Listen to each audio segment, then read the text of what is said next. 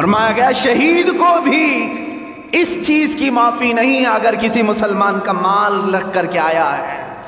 افضل موت اگر کوئی ہے انبیاء کرام کے بعد، سب سے افضل موت جس کی ہم تمنا کرتے ہیں وہ شہادت کی موت ہے یا نہیں ہے؟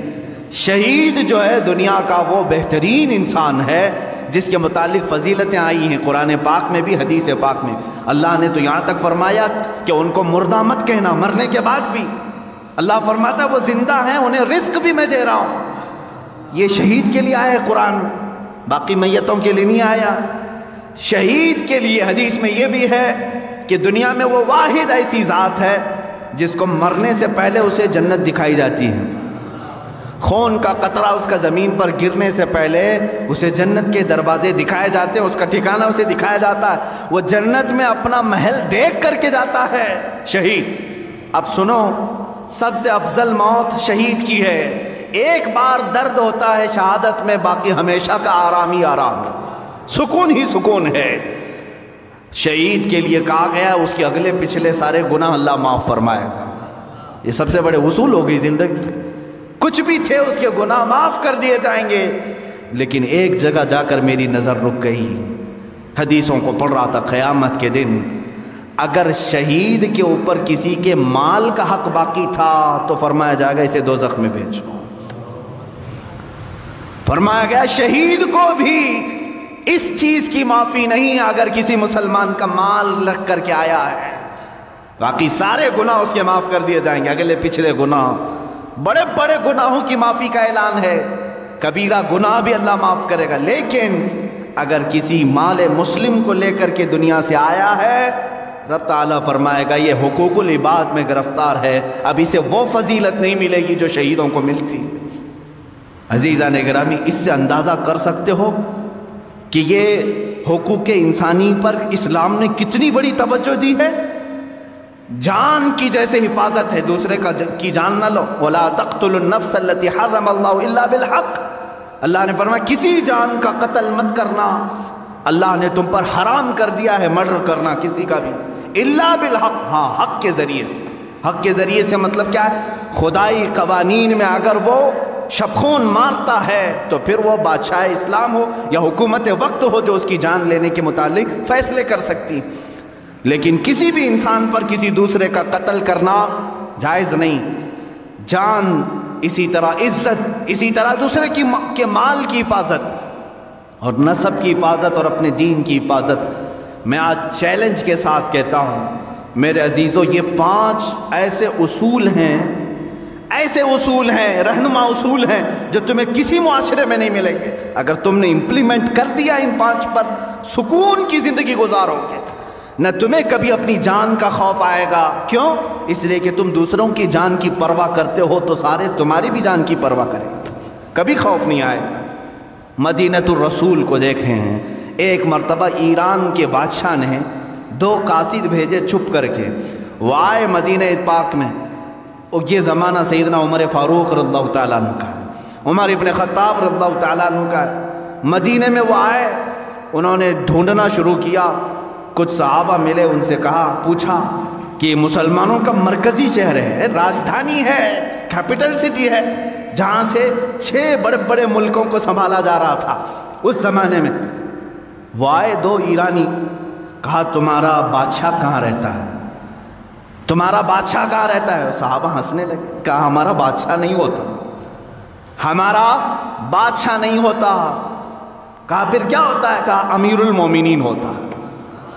بادشاہ کا لفظ تو یہ وہابیوں نے شروع کیا ہے، یہ سعودیوں نے، آج بھی یہ ملک کہتے ہیں، بادشاہ کہتے ہیں۔ اسلامی نظام تھوڑی نہ ہے، اسلامی نظام نہیں ہے جو یہ غصب کر کے آج بیٹھے ہوئے تخت پر اور جانشین پہ جانشین اپنے بچوں کو بناتے ہوئے، اسلام نے ایسا کبھی نظام نہیں رکھا۔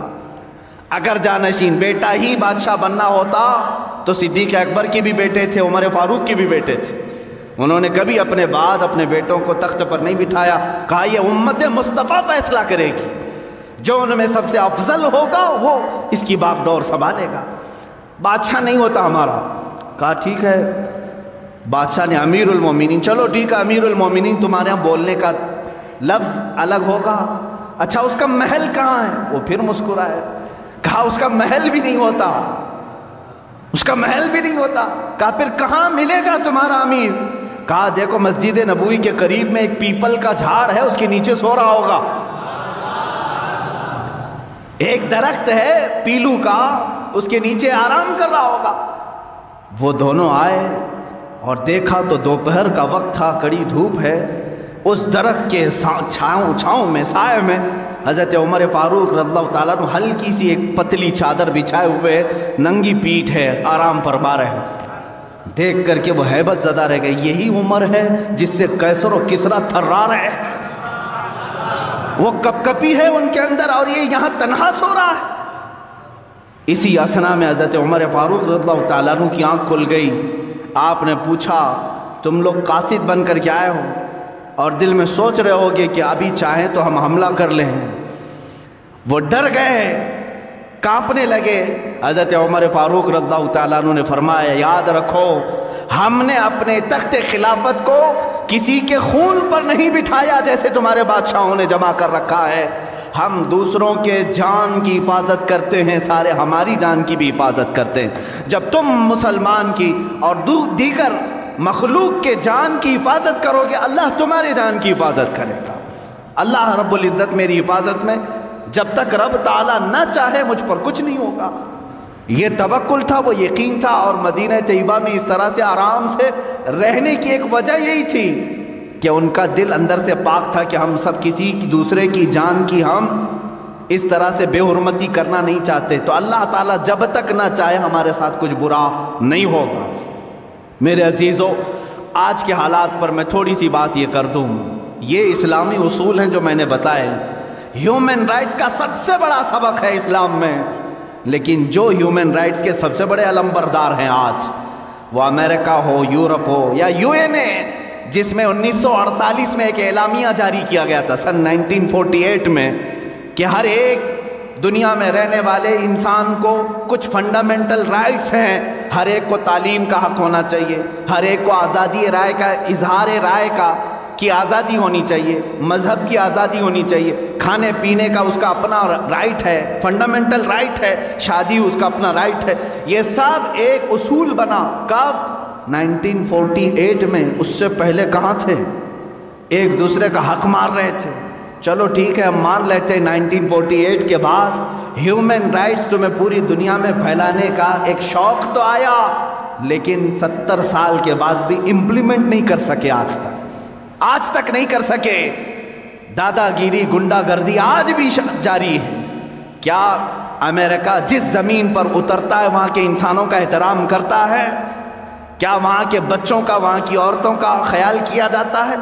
جاؤ اگر دیکھنا ہو تو عراق کی سرزمین بنجر کر کے رکھا ہے، جہاں سے سبزے بھی نہیں اگتے، اتنے بم برسائے انہوں نے، کیمیکل کے ہتھیار ملک شام پر ڈالے، لاکھوں کی تعداد میں بچے فنا ہو چکے، بے گھر ہو چکے ہیں، کچھ ایسے اولاد ہیں جن کی عمر 8 سال 9 سال، ماں بھی فوت باپ بھی فوت۔ کیا یہ ہیومن رائٹس ہے؟ کیا یہ انسانی حقوق ہے؟ اسی طرح میرے عزیزو، یورپ کی سرزمین نے آزادی کے نام پر جو ننگا ناچ دکھایا پوری دنیا کو، عورتوں کو بھی ننگا کر کے بازار میں لائے، مردوں کو بھی ننگا کر کے لائے۔ اب تو یہ ہیومن رائٹس کے نام پر اتنی آزادی دینے کو چاہتے ہیں کہ بیٹا چاہے تو ماں سے نکاح کر لے، بھائی چاہے تو اپنی بہن سے بیاہ کر لے۔ یہ ہیومن رائٹس ہے، یہ آزادی ہے۔ اسلام اس چیز کے متعلق ہرگز نہیں پسند کرتا۔ ہمارے یہاں نسب کا بھی احترام کیا جاتا ہے اور دین کا بھی اہتمام کیا جاتا ہے، اور اسی طرح ہیومن رائٹس کی بات کرنے والی بہت ساری تنظیمیں NGOs ہیں، لیکن وہ NGO کے نام پر جو دوسرے کام کرتی ہیں وہ بھی ہمیں معلوم ہے۔ ہمارے اس ملک میں ہیومن رائٹس کی جو دھجیاں اڑائی جا رہی ہیں، اس پر کیوں گفتگو نہیں ہوتی؟ یہاں پر بھی کاسٹزم کتنا بڑا جراثیم بن کر کے پھیلا ہوا ہے، کتنا بڑا ناسور ہے، خاص طور پر ہندوستان کے ان علاقوں میں، راجستھان میں، اتر پردیش میں، بہار، کاسٹزم ایسا ہے کہ ایک برادری کی لڑکی دوسرے بڑے اعلیٰ ذات والے سے نہ کبھی شادی کر سکتی ہے، شادی تو دور کی بات، اس کو چھو بھی نہیں سکتی۔ میں اجمیر پاک گیا تھا، وہاں پر بھی ایک ہندو صاحب ہیں، انہوں نے آ کر کے کہا کہ مجھے میرے گاؤں سے بھگایا گیا ہے صرف اس لیے کہ ایک اعلیٰ ذات کی لڑکی کے ساتھ میں نے بات چیت کی تھی، میرا حقہ پانی بند ہے، میرا आना जाना बंद है, पूरे गांव वालों ने बाइकाट कर रखा है। कहा इस पे पुलिस कुछ नहीं कहती। कहा पुलिस भी तो पंचायत के नीचे होती है ना, जैसे गांव वाले फैसला करेंगे। आज तक चल रहा है, लोगों के हुकूक मारे जाते हैं, और बड़ी जात के लोग अगर जुर्म करें तो उसे छुपा दिया जाए, छोटी जात के लोग अगर जुर्म करें तो उन्हें फांसी पर लटका दिया जाए। बल्कि यहाँ तो अब कोर्ट फैसला नहीं करती, खुद ही लोग फैसला कर जाते हैं, मार कर ख़त्म करते हैं। अजीज़ा ने गिरामी वक़ार, मैं फिर से यही बात करना चाहूँगा, अल्लाह का हज़ार नहीं करोड़ एहसान है, उसने एक पाकीज़ा दीन इस्लाम में हमें पैदा किया है, जहाँ